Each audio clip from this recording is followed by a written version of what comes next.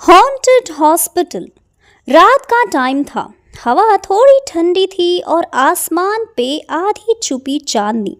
चार दोस्त Alex, mark, सारा और कैटी अपनी कार में जा रहे थे एक नई अबेंडन लोकेशन की तरफ।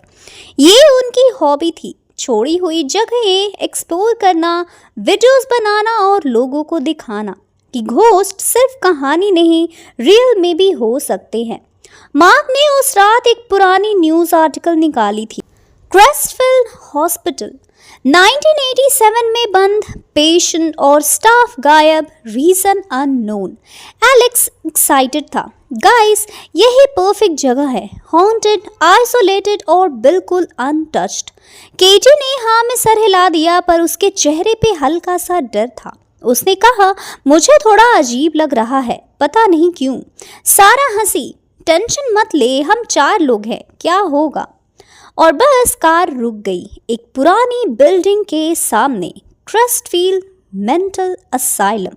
दरवाजा आधा टूटा हुआ था और हवा के साथ हिलता हुआ एक बोर्ड लिखा था, कीप आउट। एलेक्स ने फ्लैशलाइट ऑन की और बोला, चलो चलते हैं। अंदर कदम रखते ही गेट अजीब आवाजों के साथ खुला और अंदर से एक ठंडी हवा निकली। वॉल्स पे पुरानी फाइल्स चिपकी थी, पेंट उतर चुका था और कॉरिडोर के एंड पे एक पुरानी व्हील चेयर हिलती जा रही थी, वो भी अपने आप। केटी ने कैमरा ऑन किया। Day 1 haunted hospital investigation. उसकी आवाज वॉल से टकरा कर गूंजती थी और उसके बाद एक फेंट विस्पर सुनाई दिया, लीव। मार्क ने बोला, गाइस तुमने सुना? एलेक्स बोला, वो बस हवा थी, चलो आगे। वो सब अंदर बढ़ते गए।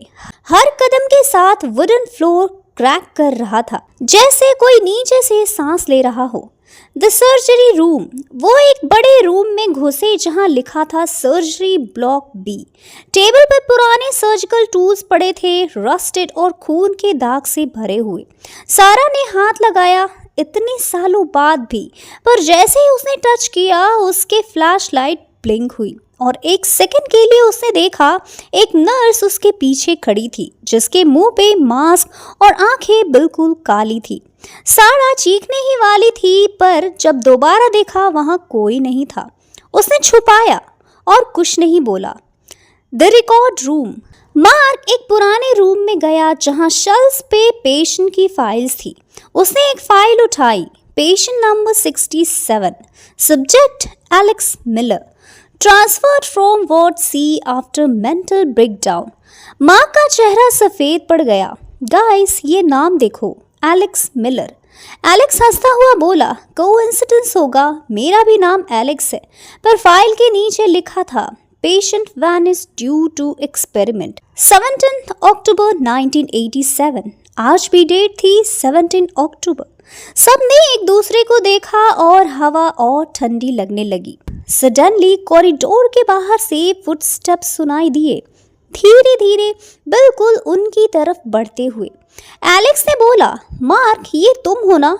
मैं तो यहाँ हूँ। फुटस्टेप्स रुके और फिर एक डोर स्लैम हुआ। केटी चीखती हुई बोली, ये मजाक नहीं है एलेक्स, मुझे घर जाना है। एलेक्स बोला, बस एक रूम और देखते हैं, फिर निकलते हैं। उन्हें एक पुराना लोहे का दरवाजा मिला जिसमें लिखा था रेस्ट्रिक्टेड वार्ड सी।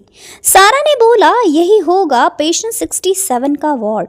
मार्क ने दरवाजा ढकेला और एक बदबू भरी हवा उनके चेहरे पे लगी। बेसमेंट बिल्कुल अंधेरा था। कैमरा ऑन था और फ्लैशलाइट से उन्होंने देखा चारों तरफ बेड्स थे और उन पे पड़ी हुई पुरानी वाइट शीट्स, जैसे अभी कोई सो रहा हो।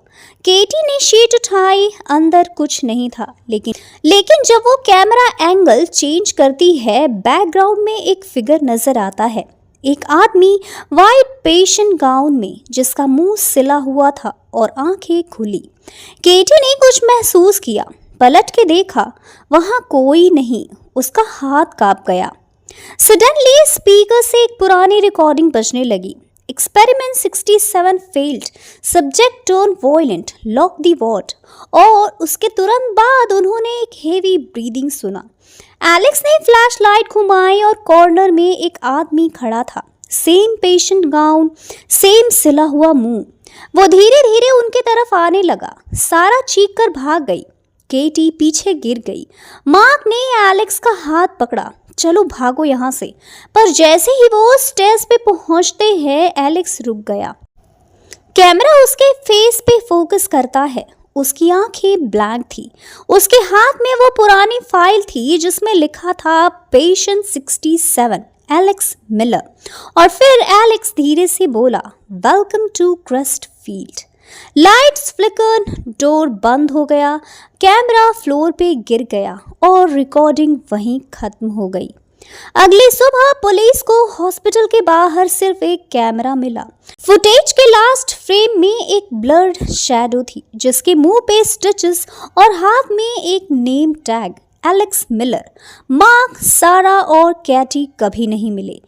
लोकल्स कहते हैं जब भी कोई नए लोग हॉस्पिटल के पास जाते हैं, अंदर से कोई आवाज आती है, वेलकम बैक।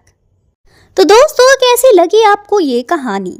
अगर ये कहानी पसंद आई हो तो चैनल को सब्सक्राइब करें, वीडियो को लाइक करें और अपने फ्रेंड्स के साथ शेयर ज़रूर करें। मिलते हैं ऐसी ही एक और धमाकेदार स्टोरी के साथ।